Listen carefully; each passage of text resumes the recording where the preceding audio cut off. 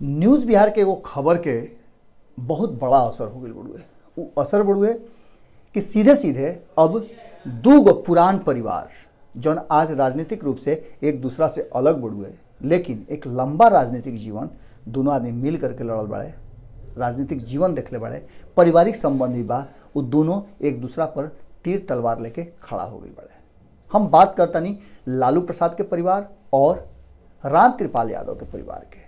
जैसे ही मीसा भारती बाह काट लेवे के, हाथ काट लेवे के बात कैली, ये खबर न्यूज़ बिहार सबसे पहले साझा कैलस और साझा कैला के बाद सोशल मीडिया में एक खबर के बहुत व्यापक असर भइल। ओकरा बाद का भइल उर्वा के अब आगे विस्तार से बताओ तनी।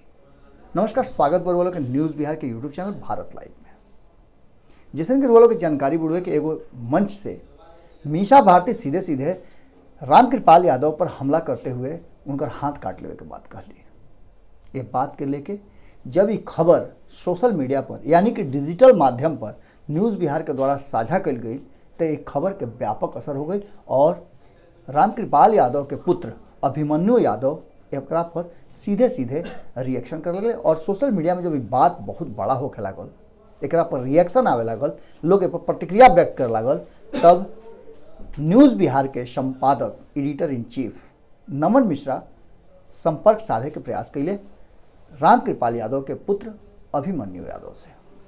अभिमन्यु यादव बड़ी शालीनता से ये सब बात के रखे के प्रयास कैले। सीधे सीधे वो कहले कि लालू प्रसाद के परिवार के इतना इज्जत हमनी के बढ़ुए कि जीते जी पिताजी तो इज्जत करवे करेले, हम भी वो परिवार के और लालू प्रसाद के बहुत इज्जत करते नहीं और जीते जी लालू प्रसाद के प्रति जो सम्मान बढ़ुए उस सम्मान में कभी कोई कमी ना हुई।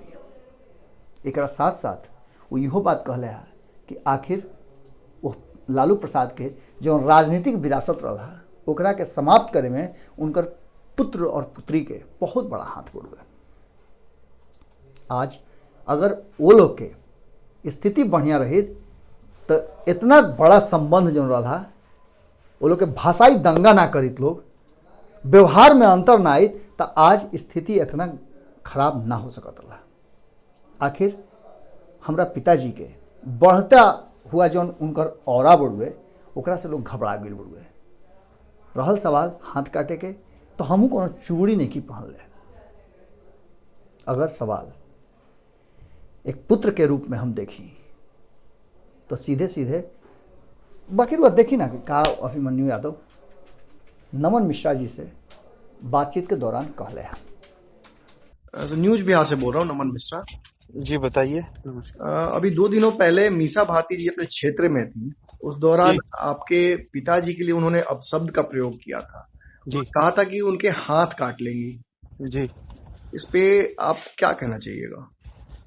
नहीं देखिए, आदरणीय और माननीय भी हैं, साथ साथ माननीय के साथ साथ डॉक्टर भी हैं और मीसा भारती जी ने जो शब्दों का चयन किया है वो हमसे बरी है। मैं उनके लिए मैं क्या कह सकता हूँ, मैं तो उन्हें कोई सलाह और कोई सीख तो दे नहीं सकता क्योंकि हमसे बरी हैं और मैं उनका सम्मान करता हूँ और आदरणीय श्री लालू प्रसाद यादव जी का भी बहुत ही दिल से सम्मान आज भी हम लोग करते हैं। मैं नहीं, हमारा पूरा परिवार करता है।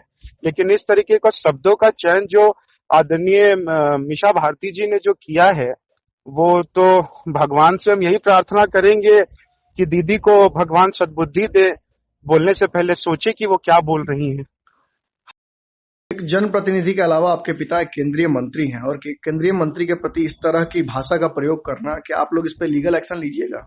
नहीं नहीं, बिल्कुल नहीं लीगल। ये सब सारा कुछ पिता के लिए देखिए, एक पिता और बेटा का जो रिश्ता होता है वो बिल्कुल ही दिल से जुड़ा हुआ होता है। उसमें मैं बहुत ज्यादा भावुक होके नहीं, एक बेटा के रूप में नहीं बोलना चाहूंगा क्योंकि मैं एक समाज से भी जुड़ा हुआ व्यक्ति हूँ।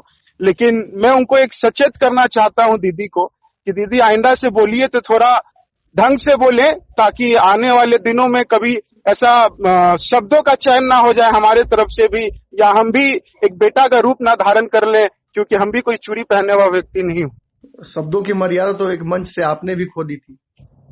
नहीं चलिए, वो सब गलती हो जाती है, इसीलिए तो मैं बता रहा हूँ कि और वो जो चयन जो हुआ था शब्दों का वो तो मैंने किया नहीं था, उसको मैंने आपको क्लियर आपके सामने रखा था उस चीजों को। वो पुरानी बातों को आप मत लाइए यहाँ पर, क्योंकि वो चीज ऐसा कुछ था ही नहीं वहां पे। लालू जी की तबीयत का पता करते हैं आप लोग? नहीं, पता क्या करना है, आप लोगों के माध्यम से पता चलता है, तो जल्दी स्वस्थ होने की हम लोग भगवान से कामना करते हैं और हमेशा करते रहेंगे। लालू जी के लिए कभी जीवन में हम लोग, जब तक मैं जिंदा रहूंगा तब तक लालू जी के लिए सम्मान कभी खत्म नहीं हो सकता है। मतलब दुख तो जरूर होता होगा जब इतना कुछ करते हैं। बिल्कुल नहीं, बिल्कुल नहीं। अब हम लोगों ने, पिताजी आज इन्होंने जो मीसा भारती जी ने जो कहा है कुट्टी काटने वाले का जो बेटे के ऊपर कि वो उसी घरासे से उनका हाथ काट देती, तो उनको ये सब चीज की चिंता नहीं है। उनको चिंता ये है कि ये कुट्टी काटने वाला का बेटा राष्ट्रीय पार्टी में जाकर कहां से कहां नाम को अपना ले जा रहा है, उससे उनको दिक्कत हो रही है, और कोई बात नहीं है। जैसन के रुआ लोग सुन लेनी कि अभिमन्यु यादव काफी गुस्सा में बाड़न उनका पिताजी पर हमला करेगा। एक साथ साथ टीम अभिमन्यु के माध्यम से वो अपना पिता के साथ साथ बिहार के अलग अलग क्षेत्र में वो सामाजिक कार्य करेले और उनका कहना बड़ुए कि हम सामाजिक कार्यकर्ता हैं। सामाजिक कार्यकर्ता के रूप में जवाब एक बार पहले भी जनता दे चुकल बड़ुए। हमारा पिताजी रामकृपाल यादव के जनता के प्रति कितना स्नेह बा और जनता उनका से कितना स्नेह करेली, एक प्रमाण बड़ुए लोकसभा 2014 के चुनाव में भारी बहुमत से जीत। चाहे जितना लोग भी उनका विरोध उतर जाओ, चाहे जितना भी भाषाई दंगा कर ले, लोग अभी मर्यादा हम पार करे के प्रयास नहीं करत और न असंसदीय भाषण और भाषा के प्रयोग हम कर सकीले। हाँ, इतना जरूर कहब कि भाषा के मर्यादा के उहो लोग के ख्याल रखे के हुई, और ना तो अगर जब रुआ सुनबे के नहीं सब बात, अगर इस तरीका के बात और मान सम्मान पर ठेस पहुंची तो अपना पिता खातिर एगो पुत्र हर कुछ करे खातिर तैयार बड़ुए। मान सम्मान सबसे जरूरी बड़ुए और राजनीतिक जीवन में लालू प्रसाद के जौन संस्कार बड़ुए, जौन सम्मान बा लोग के बीच में, वो सम्मान के ये लोग धूमिल करे के प्रयास मत करो। भाषा के स्तर पर ये लोग के जौन व्यवहार बड़ुए वो कहीं से शोभनीय नहीं है, एकदम बिल्कुल अशोभनीय बड़ुए। मजबूर मत करो लो। चुनाव बड़ुए, जनता वोट करेली, जनता के होके चुनेली प्रतिनिधि। हार अजीत जनता में बड़ुए। अगर हार के डर इतना बा तो चुनाव मत लड़ो लोग, राजनीति से संन्यास ले लो लोग। लेकिन इस तरीका के लालू प्रसाद के साथ साथ ये पूरे लोकतंत्र के और राजनीति के गंदा करे के प्रयास मत करो लोग। अभी बात आगे कहां तक जाई।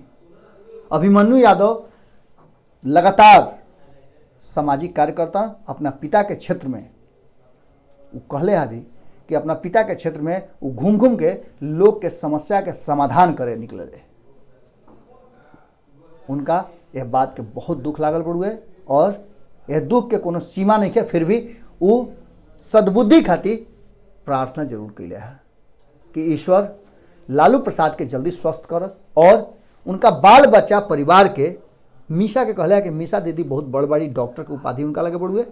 ओकरा बावजूद भी ये भाषा के प्रयोग उनकर हताशा देखा रहा बड़ुए, जौना से उनका निकले के प्रयास करे के चाहिए। वो बड़ है उनका कि हम दीदी कहिले।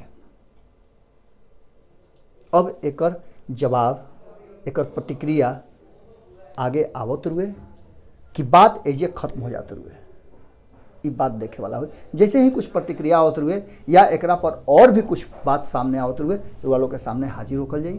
तब तक खातिर गोड़ लगा। हमारे फेसबुक पेज को लाइक करें, ट्विटर पर फॉलो करें न्यूज़ बिहार लाइव, और साथ ही साथ हमारे यूट्यूब चैनल को सब्सक्राइब करें। सब्सक्राइब करने के बाद बेल आइकन दबाना ना भूलें। धन्यवाद।